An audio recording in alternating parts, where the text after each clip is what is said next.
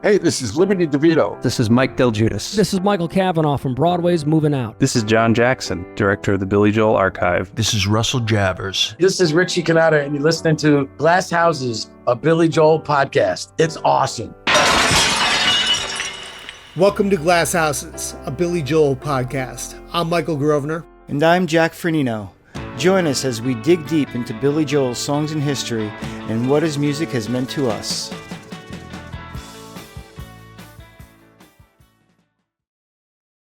So in true Jack and Michael fashion, we're like, yeah, this will be a nice little episode. Well, sure enough, we just spent a solid hour and a half or so talking about Desert Island Billy Joel songs. And our initial thought was to go one nice episode where we covered all 12 studio albums. Well, as it were, we made it through 52nd Street and figured that would be the perfect place to pause and roll over the second half of the albums into another episode. And with that, welcome to that second episode. It was funny because we were planning on doing 2 episodes tonight, and we started late because it was after a watch party. And I'm like, I only got one in the tank, man. And I guess we're getting 2 out of it anyway. The universe is like, yeah, we'll see about that. Yeah, right? Well, yeah, I might have to slap myself in the face by the time we get to the bridge, but we'll see what happens here. Watch me blow through this in 20 minutes. We're like, damn it. And that just has to be an overly long episode. So I'll just keep yakking, I'll just keep Yeah, absolutely. All right, so we left off at Glass Houses. So it's where the vinyl box set, volume 2, picks up as well. So oh, yeah, you're right. There you go. Your listening companions for this are the vinyl collection volume 1 for the last episode, all the studio records, and now we're moving into part 2. Click our affiliate link. Note to self, get an affiliate link. That's right. So here we go. This is 1980 now. We're both, I'm alive and you're soon on the way. And so we're starting to get into material we were alive when it came out. For me, again, this is the record I wore out so much as a kid. I didn't want to listen to anything but Glass Houses until I was like 34. Oh, wait. No, like my early, I didn't want kids' music or nursery rhymes. I just wanted still rock and roll. And Don't Ask Me Why and all the other stuff. But for my Desert Island, for this record, I went with Sleeping with the Television On. It's Billy at his musically smartest power pop ever. It's just a perfectly tight power pop tune. I love the band on this. This is the album that made me really appreciate Russell and David Brown. This is David's first full record with the band. And the two of them working in tandem together is on full display on the whole record, but on this song especially. This is a great headphones album where you can listen to what they're doing as it's spread throughout the stereo field a little bit. But it's just one of those songs I never tire of. I'll listen to it 10 times a day, for 30 years, and it probably doesn't tire on me. I don't know that it's been that often, but it's one that I could see going the distance over some of the others on this record. As I said many times last episode, I'll say again, you keep picking my close number 2. It's a little bit of the cannoli again for me. It's like, I love it. It's one of my favorite Billy Joel songs. Like when we started this podcast, I think we both agreed that it was like the great undersung Billy Joel song that we think is going to kind of stand the test of time. And I think for that reason, I was afraid to put it on here. Like, again, it's that desert island idea. Like you've only got 12 songs to listen to. Like, have I put this one on a whole bunch? Cause I love it so much that I'm already halfway through being over it in that 12 times over way. So funny enough, I went with All for Lena, which is more well-known and I've probably heard more times, but I just pass it over. I tend to pass it over a lot for whatever reason. It's a great song and it's a little fresh for me still for no good reason. It's just it's a little bit of a bummer of a song. I'm not going to do my little hula skirt dance. But here's what I came up with. If I'm stuck on a desert island, I'm not getting laid, right? So hear me out. I don't want a song about pining for a girl. I want a song that tells me that women are horrible, so I ain't missing much. Just sitting here all by my lonesome. I just came up with that as you were talking about it. I'm like, well, this is going to be my justification. Yeah. This was the toughest album to do this with. Yeah. because it was It just was. the most straight ahead rock album, the most visceral of the Yeah. songs, but they're also short. It's not like, I started off with "You Can Make Me Free" and it's visceral, but it's just got a lot to grapple with, musically. This Yeah. is a nice long jam, and everything you hear is just so tight, in and out, punchy. Like, what are you going to do? It's music that's meant to be heard with other people. Yeah, All for Lane is another great choice too. That was probably going to be one of my contenders.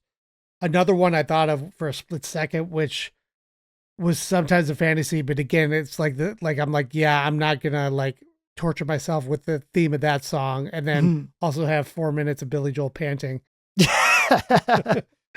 After a while, that's going to turn you on. Right? You're like, I've been on this island way too long. Oh. Yeah. I kind of almost went with "Through the Long Night" of all things. Yeah. Just to have a little, I don't think I have, let's see, what do we got? I'm looking back over. We're pretty light on ballads. It's such a tender, honest, sincere song. Yeah. I'm really realizing now, not that the lyrics on Glass Houses are shallow, but at the end of the last episode, we talked about how like 52nd Street is his most gritty and perhaps least fanciful. And I guess that's not true. I guess it's he definitely went even less fanciful with Glass Houses. Yeah. Everything here is really on the surface. Wonderfully Yeah. written, but very on the surface. Because they're rock songs. Yeah. You know what I mean? It's more about the attitude and less about the lyric on a lot of stuff. Yeah. Now, that said, I'm going to throw this one at you. I don't want to be alone anymore. Mm-hmm. Hot take. How old is the protagonist? Mid-20s. I Don't Want to Be Alone Anymore is deceptively the second most mature song on the album. It's got this sort of like hapless, Elvis Costello-ish, almost slapstick setup. But then in the second verse, he gets deep all of a sudden. He sets up this scene where, it would have been just, it wouldn't be out of place in like almost like a 30s screwball comedy, like a slightly more serious Marx Brothers kind of thing. And he could have left it there, and then he goes just a little further in. I got to pull up the lyrics real quick because I feel like I'm just getting I'm working off like a mental snapshot of it. The first verse is such a obvious scene. There's not too much subtext here. It's things that are happening. And then we get into this, it's so confusing choosing sides in the heat of a moment just to see if it's real. It's so erotic having you tell me what you feel. And then this comes out of nowhere, and it comes out of nowhere, and musically it does too, but I'm avoiding all the hard, cold facts that I've got to face. So that's a mature thing to think about. I might actually change my mind. I might go with "I Don't Want to Be Alone Anymore." Oh. I think now that I'm reading it, like there's a lot to grapple with here that I haven't fully fleshed out. Yeah, no, I'm going with this. I changed my mind. That's interesting. Yeah, just like that second verse, it's alluding to, is somebody cheating on somebody? Is that what's happening here? But don't you know that it's wrong, but like the song being caught by the wink of an eye? Oh. But it's not that. It's like this sort of like they shouldn't be together kind of thing. Like they know it's going to blow up. I can't be sure we'll get it wrong, but I'm willing to try. There's a lot more depth to this lyric than it's on the face. And for as much as I love Elvis Costello, I'm hesitant to say this because he's written so many songs and so many great songs and so many songs that I love. But I feel like maybe Elvis Costello does a really, really good job of beautifully painting pictures on the surface where Billy will suddenly dive deep and come back out. I think this is another one where, like we were talking about on The Stranger, and maybe another one last episode, I can't remember which one. Oh, it was actually sometimes a fantasy video. Yeah. Where it's like you're going along and then all of a sudden you take this deep dive into your psyche and you come back out. It's real world down the metaphorical Apocalypse Now river of the mind, the Jungian thing, and then you pop back out of it. And that's really what happens here. You have this scene, about him like kind of like messing around with him in the hotel, and then he's like going into his inner thoughts, and then he just comes back out on the chorus again. Like Right. What's this whole thing with the wearing a suit? Yeah. And she's laughing at it. But that's what makes me think like he's not supposed to be there because he's sweating bullets in this suit, like. They've got a different impression of what the meeting's about. Yeah, do they have a different impression, or is it like he's not supposed to be there? He's not supposed to be with this woman for whatever reason. Yeah, I don't know. Well, real quick too, before we pivot to the next record, Mm-hmm. one thing as well too, I was looking through the album lyrics this evening as well, and believe it or not, Sleeping with the Television On is a little deeper than the lyrics seem to indicate as well too. It's about a woman he sees and he knows who's been hurt before, and he can tell that's the pain in her past is preventing her from being happy and finding somebody who loves her. Because I've been watching you well till not day, and nobody's found a way behind your defenses. They never notice the zap gun in your hand until you're pointing it and stunning their senses. So you shoot them down because you're waiting for someone good to come on, but you're sleeping with the television on, so you're alone.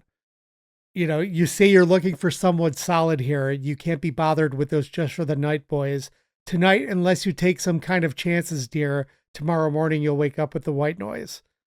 To me, it reads as like, she has been hurt in the past, so she's searching for perfection that she will never find, and she's alone as a result. Interesting, because I always had a slightly different interpretation. Maybe that's a lot of what makes this a great song. Okay, funny enough, here's another Jack misreading lyrics. Yeah. I thought it was tonight elect to take some kind of chances, dear. Tomorrow morning you'll wake up with the white noise, which I took to mean he's telling her, hey man, take a chance.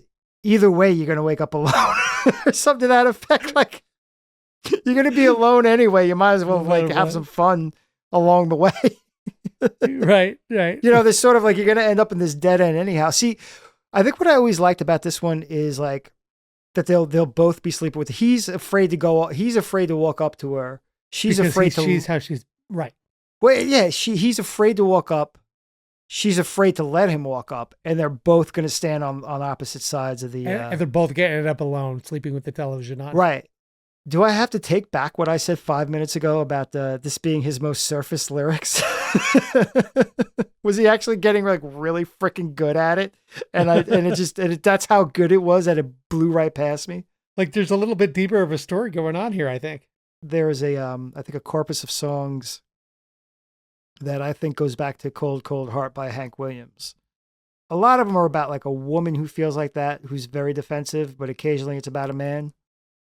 So it's like Cold, Cold Heart. I forget but like I'll Stand By You by the Pretenders. Yeah. I feel like actually Give Your Heart a Break by Demi Lovato, which is a huge guilty pleasure of mine. There's a bunch of songs that are sort of like that. And this is interesting because it does both at the same time. Like it tells both sides of that story. Now watch, we're going to be like, the nylon curtain's shallow. Right. All right. What do you got on this one? Let me see if I can guess which one you went with, just for funsies. Okay. Yeah, let's see. It's either Laura or Scandinavian Skies. Well, for the nylon curtain, I went for the first hit on my list, which rules out both of them. As much as I love them, I actually went with track number 1, Allentown. Musically, I love how sparse it is, yet full. There's not much instrumentation going on this song, but it is one of the most full-sounding Billy Joel songs of that era to me. It's just the piano, the drums, the acoustic guitars, everything just breathes and sounds so good. Production-wise, as a kid of music production, this record I've always been super fascinated with. And so I can listen just from a production side of this song all day long, because just how they captured just the perfect reverb on that snare drum and flying in that pile driver just in the right spots and weaving in Liberty jumping on the flight road cases, all these little elements that are just add such nice texture. It really also helps accentuate the story. I know some people kind of bump on the right. It's a little cheesy or whatnot, but it really, it's a really interesting way of emulating the sounds of the factory. to me, this is Billy's 1980s folk song, before the Downeaster Alexa. It's a great story and it's a great universal, he talks about the steel factories closing down, sure, but in the way that he chose Allentown as like America town, like any town USA, he made the storyline feel so universal that it's not just steel factory, it's working class and the struggles of getting through and trying to do better and all the things that come with all of that. It's just a very universal message tied to a very specific industry. So a friend of mine, by the way, I'll shout him out because we just saw him in another play. His name is Nolan Mayer, and he plays in the 90s band too, actually. The play was called Sweat by Lynn Nottage. It follows like characters. It might even be in it was definitely in the Lehigh Valley. And it's just like that kind of like, beat by beat, like in the Union people crawled away kind of thing. Like what happened when like the Union like couldn't hold them up anymore and the industry started failing and these kind of things, and goes somewhere really, really dark. It touched on so many of the same themes, just in a different lens completely, but worth checking out as like sort of like a cousin to it, in the same way I said that Chuck Berry, last time I said that Chuck Berry song, You Never Can Tell, is like the spiritual yin yang to Scenes from an Italian Restaurant. It's like, if you ever get a chance to see this play, it's intense. But it's like the darker version of the song Allentown. Oh, and the reason why my mind went to the play is that like, that sh, ooh, ha kind of thing. Like, I'm fine with it because I like the idea that it's a play. Yeah. I like thinking of it as if it was a stage production. Remember like when we did Nylon Curtain, I was comparing it also to work by Studs Terkel. The same kind of thing. Taking it one step further, it feels like a play. We're recording this on December 16th, and we just finished our Live from Long Island watch party. If you look at the stage of that tour, that was the Nylon Curtain tour, the stage was built to look very much like an industrial working environment. So there's like girders and pipes with steam coming out and grates and, all these different things. It looks like a very industrial set and like beams going across under the lip of the stage that looked like, high beams and things like that. It added to that feeling like a play.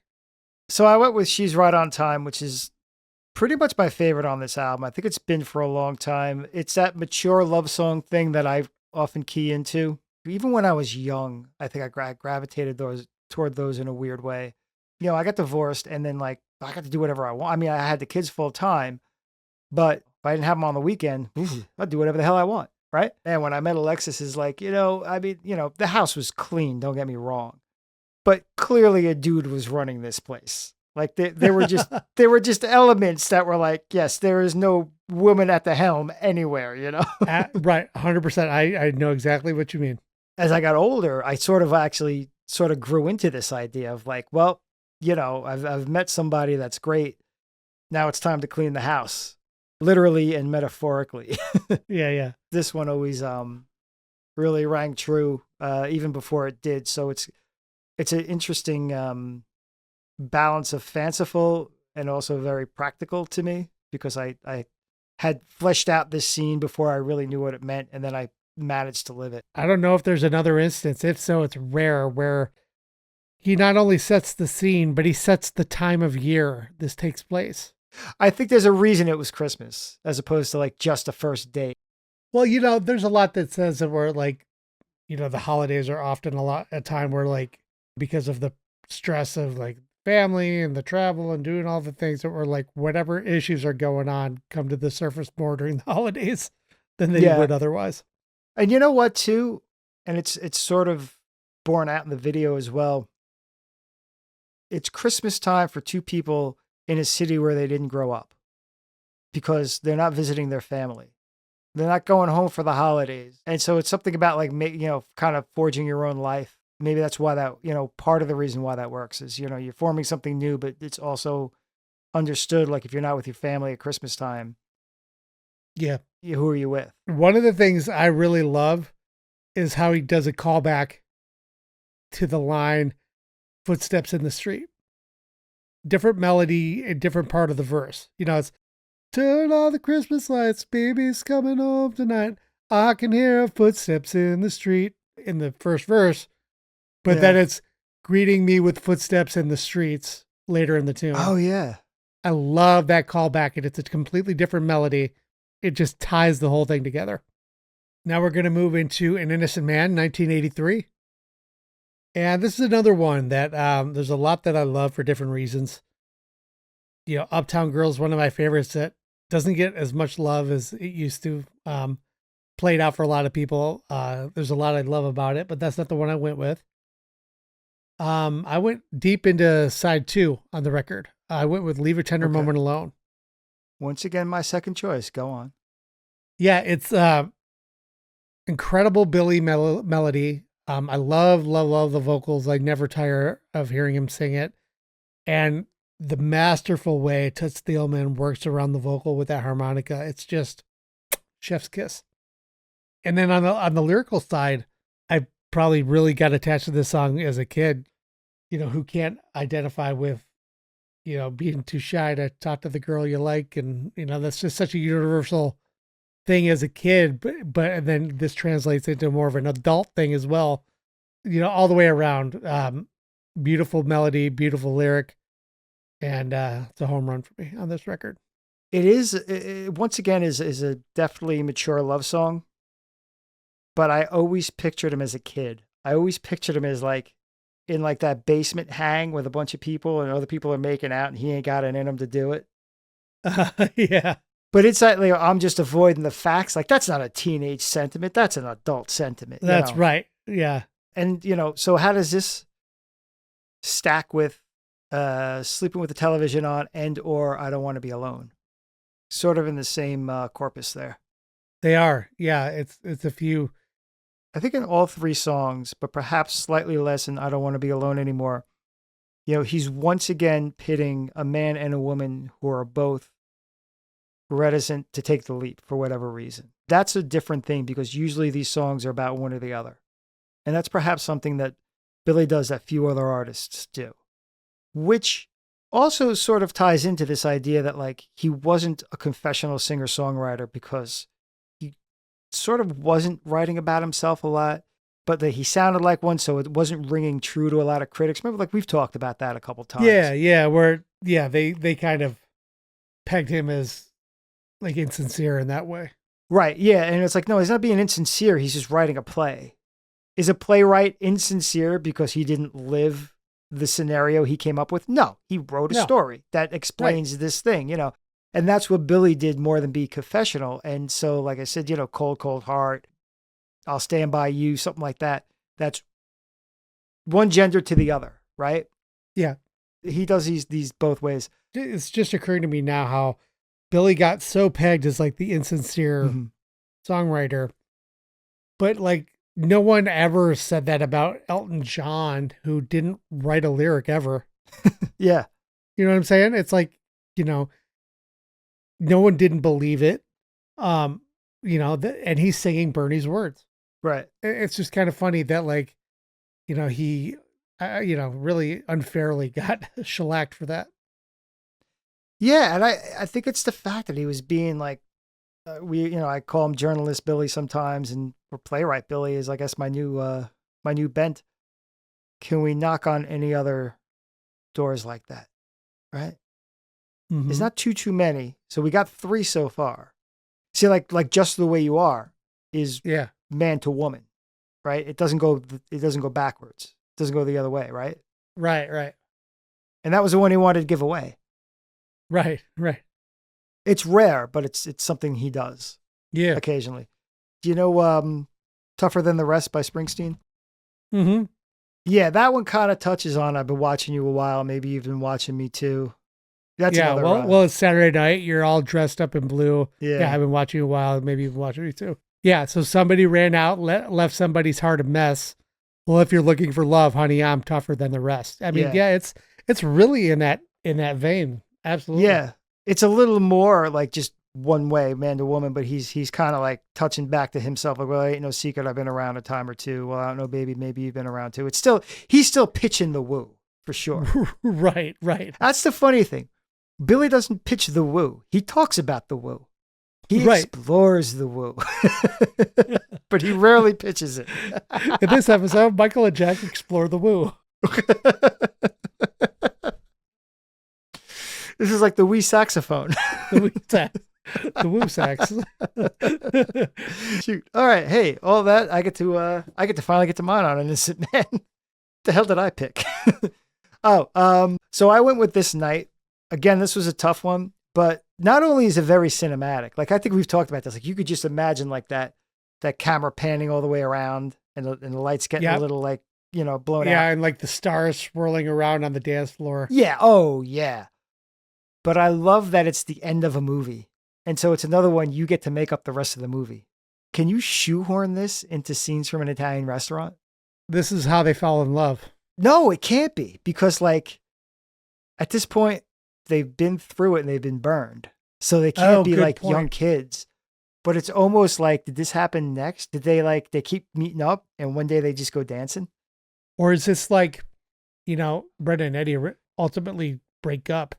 Does this happen during a period where after coming out of one of the rough patches where they temporarily connect again? Yeah, I guess the question is it in the middle of scenes somewhere or is it after scenes? That's an interesting exercise. Subconsciously, I think that's why I went for this one then. Just gives you a lot to think about. It's very Wonder Years too. I could hear, the Kevin Arnold voiceover, Daniel Stern.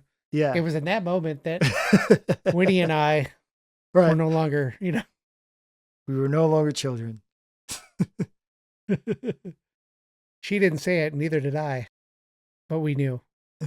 A part of our childhood had slipped away forever. To everything. Yeah, exactly. Oh, that's another one. I thought the song was I Get By With a Little Help From My Kids. Because it was like home movies. And I'm pretty sure my dad was like, wait, what? Kids, friends. All right. You can't take help it with shit. Did you take out the trash yet? We can move on to the Tough album now. Yeah. So now we're getting into 1986. So we got a 3-year gap in between albums, and we're going with The Bridge. I went with my second and final hit. And considering there weren't that many hits on this record, it's a pretty small field to choose from. But I went with A Matter of Trust. It's a guitar song. It's one of the few guitar songs that's not on Glass Houses. That's like guitar driven. Musically, again, it's another one that I just absolutely love the interplay between David and Russell. And it's another great guitar solo from David Brown. Billy talks about how he wrote this song on the guitar, and so it kind of changed the way he sang it, and he's singing it differently than he typically would a piano song. Mm-hmm. And I like that. It's got a different vocal delivery. And, again, it's another kind of universal lyric as well that I think a lot of people can identify with, but it's just one that, for being a hit, it's one that I haven't tired of yet. And one to me that I'm like, yep, this is representative of this record that I could listen to forever. Yeah, once again, you picked my number 2. I'm looking at the lyrics now too. And this isn't exactly the one like we've been talking about where it's like going both ways, man to woman, woman to man, pitching woo. Mm-hmm. But it definitely is another mature love song. That's even in the lyric. Some love is just a lie of the heart. The cold remains of what began with a passionate start. Right. That is the feeling of that song. It's more like the emotions out of this, but this is like, the nuts and bolts, I'm analyzing it. And this is another theme, I think, that he latches onto. It's that the reticence on both parts, not to commit, but to actually take the leap, which is a different thing. And once again, who else does that? Who else writes love songs in that vein? That's what's funny about Billy is he's not a romantic in the sort of classical sense, No. Springsteen, romantic. Elvis Costello, as spurned as he often is. Right. Kind of romantic. Billy, it's always either waiting for the other shoe to drop or she threw my shoes out the window. I like that. It's a shame people are going to have to wait through like 3 hours over 2 episodes to get to that chestnut. It's in its way cinematic. It's that like, well, you can't just meet somebody and fall in love and be done with it. You know, you got to go through some sort of trial and tribulation, right? Before we go to your pick, I wanted to mention too, this is another really solid Billy bridge that, that's one of my favorite things about a Billy Joel tune. And I enjoyed this one as well. I took an about face on this one. I went with Getting Closer. Okay. In the same way I went for Half a Mile Away, where I just needed like a little bit of a palate cleanser. Sometimes you just want a burger. I feel like if I'm stuck on a desert island, I want that sort of like chip on my shoulder to keep me going, you know? Well, it's the whole like, man, I've been burned, but I'm getting through it. Yeah, exactly. And it's got some nice Stevie Winwood on it. Exactly. It's got that great line, the comment on their acrobats to stomp me in the ground. I know. It's such a song by a rock star about a rock star, and yet it's very universal and very accessible. Because like you had that line, I'm a mark for every shyster from Topanga to Berlin. Like that Right. part is like the very like, okay, we get what you're saying here, but like so much of it is otherwise is relatable. Yeah, the parts where he's clearly talking about like, Artie Rip getting his money, that's not as relatable, but like just the way it happened and his reaction to it or the way he processes it is very, very universal. It's fun in a very cynical way. The lyrics darker, but the music's a little lighter. Like, remember I was saying like about the Half a Mile Away, like that sort of like, I guess it's swagger almost. Mhm. It's got that same swagger to it. Now we're moving along 3 more years again. It's like a whole nother lifetime in terms of Billy's career. We're going to Stormfront from 1989. I went with this is a question posed to us in the Discord. What do you think is one of Billy's most challenging vocal performances? Yeah. With that answer and this, I went with State of Grace. Once again, my number 2. Number 2. Number 2. So tell me about State of Grace, Michael. It's got everything I love about the 80s production. It's such a great sounding song. It's another Billy relationship song as well. This is another one of those songs that goes, you, I, you. Mm-hmm. I remember, hearing it and liking the song then, but like the older I get, the more I appreciate Billy just going for it vocally here. I mean, he even said that like after An Innocent Man, he was like, okay, this stuff's getting hard. And then to, come out at age 40 with a song like that would have been hard to sing at 25. Mm-hmm. I just love it. The melody is fantastic.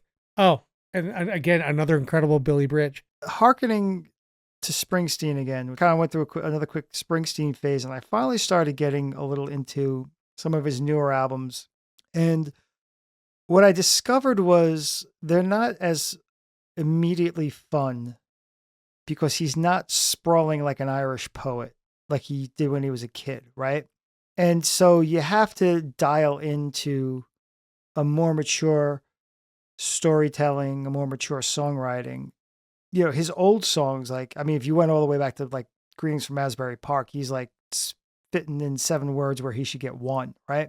Yeah. But he's painting these ridiculous, fantastical scenes, no matter what it is. Yeah. And then he gets older and he just either learns how to or decides to start telling more succinct stories that still have the same amount of depth, if not more, but in more straightforward language and in fewer words. Mm-hmm. I think what we're seeing really after An Innocent Man is sort of this kind of the swan song of Billy's cinematic storytelling. It's the last time he's panoramic. The last time there's a lot of concrete visuals, I think. Yeah. Like Downeaster Alexa is an exception. That's a later one that's really set in a scene. Sure. That's again more of a folk song, not a movie. It's not Half a Mile Away where you can imagine this whole scene. Yeah. It's not Traveling Prayer of this like sort of mystical archetypal cowboy. Maybe it was part of getting older. And that was the real transition. I remember him saying like he called it the bridge because it was going to be the bridge to the next part of his career. Mm-hmm. Which was weird because it was sort of the last vestige of his old persona. Right. Yeah. But in a lot of ways it wasn't, because that was also the start of him not painting as many scenes. in the same ways. Like, Temptation's a scene, Running on Ice is metaphorical, but like not in a fanciful way, not in a cinematic way. Honestly, one of the biggest scenes on the bridge would probably be Big Man on Mulberry Street, where he's created that character, Yeah, but that character didn't feel as genuine. Yeah. As much as I love that one, I love it. He like kind of touches on stuff. It doesn't cut as deep for some reason. It doesn't have the same impact. It's funny, like it's not as genuine, and it was based off of like Billy pretending to be that guy, to get over writer's block, no less. Which is what he sort of did for scenes, right? Like he said, I used to go out and dress up like a writer and pretend to be a writer, and the waiter said, "Bottle of red, bottle of white." He said, "Thank you." I went with I Go to Extremes. Again, almost like You Can Make Me Free. It's visceral, it's thick, it's meaty. I feel like if I'm stuck on a desert island, I'm going to start getting pretty pissed off. So it's a good one to like even out to, like feel a little camaraderie. Yeah. State of Grace was going to get there because it was the one that I dig, but I don't listen to that often. So it wasn't going to get worn out as quickly. But I don't know. Extremes just made it. Couldn't quite be Stormfront for whatever reason. So I don't know. I went with I Go to Extremes. That's a hope I got stuck with a hi-fi kind of pick. Yeah. And not a coconut. Yeah, exactly. You have to build into a coconut radio. Yeah. Thanks, Professor. Yeah. All right, here we go. Rounding third. We've got the River of Dreams album, 1993. This was probably the hardest one for me. That's what she said.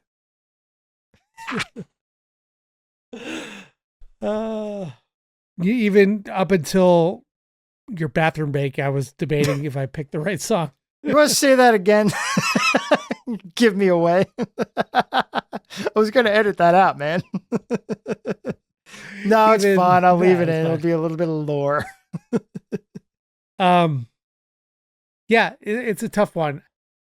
There were 2 or 3 that I was thinking could be the one. And it ended up being a game time decision, and it kind of surprised me in a way. And it was 2,000 Years. Ooh. It's a reflective song, and it's a hopeful song in the lyrics. And to me, it may be the one song on this record that feels like the most classic Billy. And that just came to me today. It feels like a younger Billy Joel to me. I've always really enjoyed the melody, and the lyrics are really interesting. In the beginning, too many kingdoms, this is our moment. The first line of each verse kind of tells you it's going between, storytelling to, too many kingdoms. And then you have, this is our moment. So it's a relationship.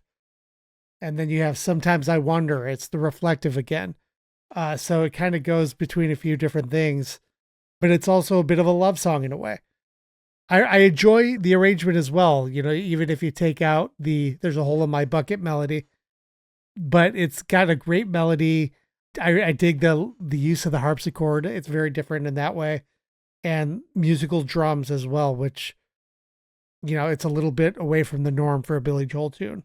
I almost said there were no straight love songs on this album. Oh, but there's really only one, All About Soul, which is interesting because, I think you brought up the lyric, "This is our moment." Yeah. I'm going to make a nice through line in this sense. I said just a little while ago how Billy got away from those cinematic songs, right? Yeah. But they were mostly cinematic love songs. At least the ones we chose. We didn't choose Billy the Kid. Did you notice that? Neither of us chose Billy the Kid. No, we didn't. Yeah. And so on this one, we have some cinema again. Certainly 2,000 Years. The Great Wall of China in its way. No Man's Land.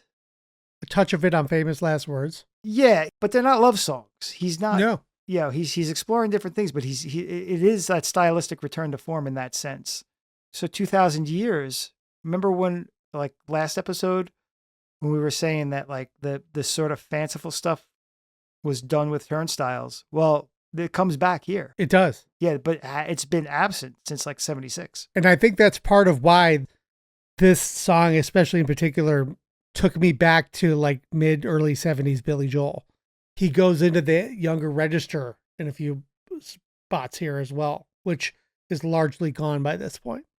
It's also the first time he stretched it over a couple songs in a row. Like really, really did that. Like it's been said, and I've at least copped it here or nicked it for this, for our episode on River of Dreams, where it's the closest he gets to a concept album is you can follow like the first 5 songs are all middle-aged dread sort of problems, right? It's all like real world problems. And then like All About Soul is like, it starts to get redemptive, but it's still bittersweet. And then he says goodnight to his daughter, tells her this story, and he goes to sleep, and then he has this like sort of like spiritual. Yeah. And that's where the fanciful comes into play. Right. And then he comes out of it with famous last words, which is that like really like kind of mature, end of the summer in Avalon sort of thing. That stretch from like Lullaby through 2000 years is like 7, 8, 9. That's a whole story in and of it. That's like an EP. Thinking about it from these angles, this is an album. This is probably near the bottom of my list of favorites ultimately, but it's one I don't revisit a ton. But analyzing it and looking at it and unpacking it this way honestly brings me a little closer to it. It gives me a different appreciation for where this sits in his canon and how this relates to his career as an artist. Yeah, it's a deceptive return to form. Mm-hmm. What is the alternate universe where he really stuck this landing? What's the universe where he had his like Springsteen The Rising moment where he took that next step in his songwriting that connected to people? Because he shied away from it after this because he felt like nobody cared what he was. He's like, I had a lot to say and nobody cared. Yeah. I cared, Billy. Right. 6 million people who bought the record cared. Yeah. But, well, out of that 6 million, how many bought it for River of Dreams? Nothing against them. Good for you. But, yeah. It's tricky. And that's the downside of the sensitive artist. It's like where you're doing it ultimately for you when you can let your perception of how people perceive it like really hurt you and impact you that way. People don't realize like what it takes to actually put yourself out there like that. Like the few times I've like written a personal essay and just posted it on Medium, like I've been like nervous for like 2 weeks about like me writing something that's like out there, and then there are people that like, to put it into like today's parlance, put themselves on camera and come up with a persona and live that persona out over like dozens or even hundreds of videos. It's nerve wracking, so it's like, you could say Billy has a thin skin, and you could be like, man, well, maybe he was being more vulnerable than you thought all this time. This whole time. All this time you kept saying like he's being insincere or shallow. I was like, well, there's a lot of himself out there that in maybe a different way. Yeah. So thanks a lot, assholes. You robbed us of the River of Dreams follow where he really found his footing, Like we said, there's been those interviews from 96 around that time where he's talking about the next album. Like he was still kind of kicking that around in his head. It wasn't until 97 where he publicly started saying he was done with Greatest Hits Volume 3. It's a shame because I do feel like he had more in him. I'm so curious what would have been next. And we're so far removed from it that, I don't need anything new from Billy at this point, but it's, at the time, it's a shame that we didn't get to see where he could have gone as a writer in his mid-40s, writing pop music. Are you trying to wrap up this episode before I give my last one? Because that's what it sounds like you're doing. Like you're giving way too good of a conclusion right now. Dang, right? How about that? I agree with you. I think we would have gotten a real shitty album after this. And I think we would have had to see him through until the 2000s where he would have found his footing again. Where I've said this before, where the artists from the 60s were lost in the 80s and got it again in the 90s. And the artists that were from the 70s were lost in the 90s, got it back again in the 2000s. Yeah. Once again, it's a Springsteen model more than anyone. But to that point, I think my pick, that's how I tie it together. I think my pick would have, I think it really would have pointed in the next direction, and that's Blonde Over Blue. And now this is one I picked because it's like my favorite deep cut from this album. It's almost up there with Sleeping with the Television On to me. Yep. It's one I don't get tired of this one. No. There's a bit to dig into. It's a little more on the surface. It's not because it's metaphorical, it doesn't give you like a lot of scenes to dig in on.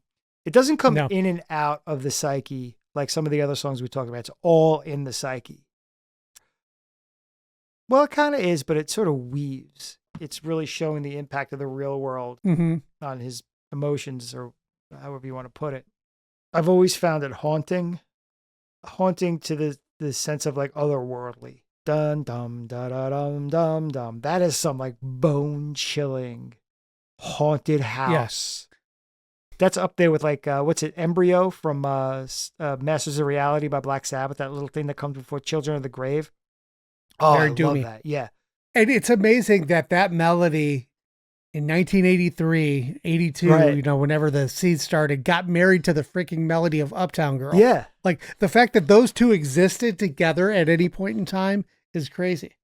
But it's not. It's not, because you heard what he was doing with that. You heard how he Yeah. came, the way it was written first. It was that haunting minor key thing that he got himself out of that resolved into the major key sort of thing. But it wasn't right. But yeah, but that part is transitional. that's true. I'm gonna go out on a limb, and I'm gonna say that's the reason why that song never got finished the way it did, because he started in the despair and he had the transitional point, but he never figured out what the last part of that equation was. And when it Right. became Uptown Girl, he goes, well, now this doesn't fit. Now this has to go in the pile. Exactly right, because these two things go together, but that one sticks out too much. And I just, started dating Christy Brinkley. That's too dark for her. Exactly, that's For why this new relationship.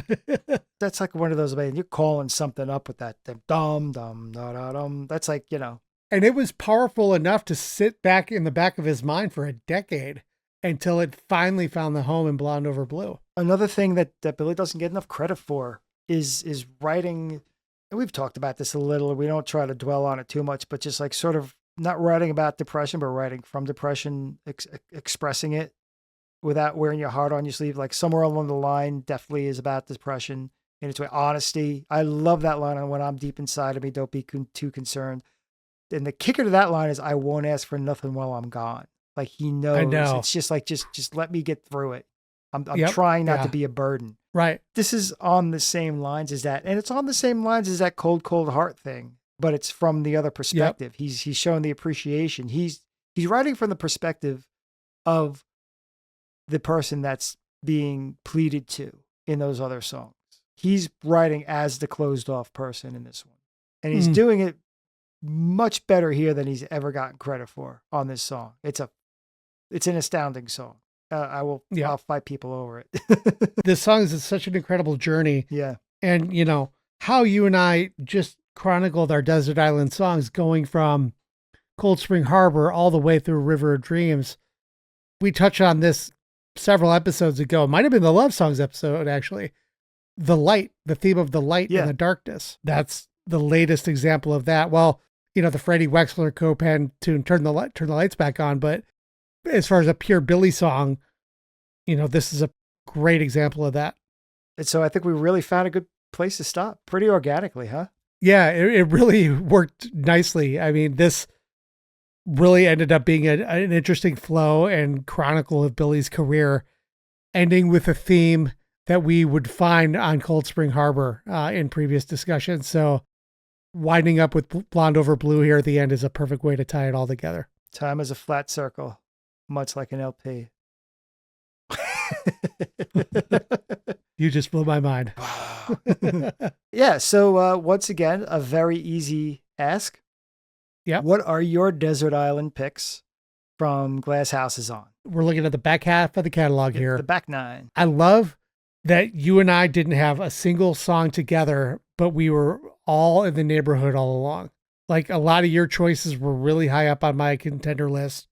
And it's, same with you. It's interesting how we gravitated to one just slightly off from the other, but both of our choices on every record really put us into some really interesting tangents and discoveries along the way, which was always a lot of fun.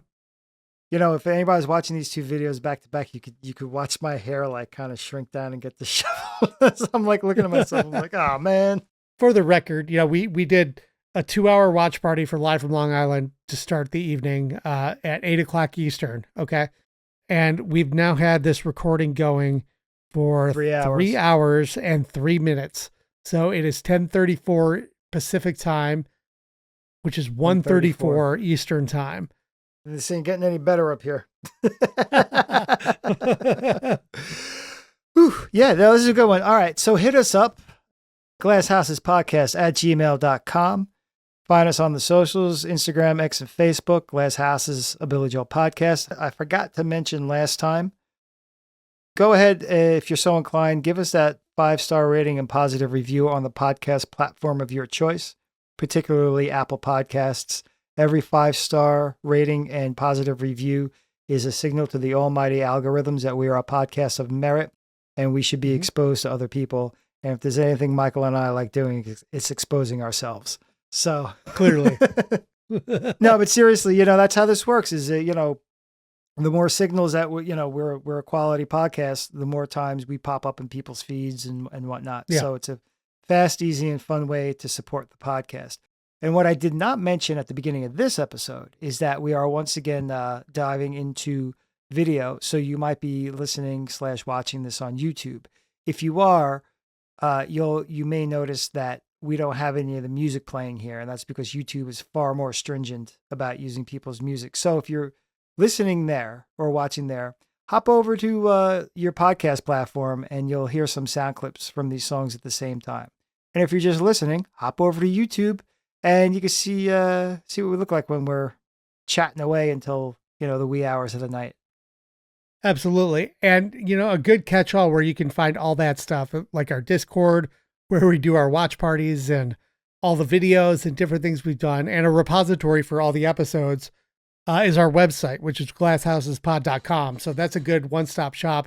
You can go find out what we're up to and get connected with us there. It's so funny. When I worked on my list over the weekend, I was not sure where this was going to go. I'm like, is this going to land? Where are we going to go with our lists here? Not that I expected it to be, fall on its face, but, once again, I'm just thrilled with where we took the conversation.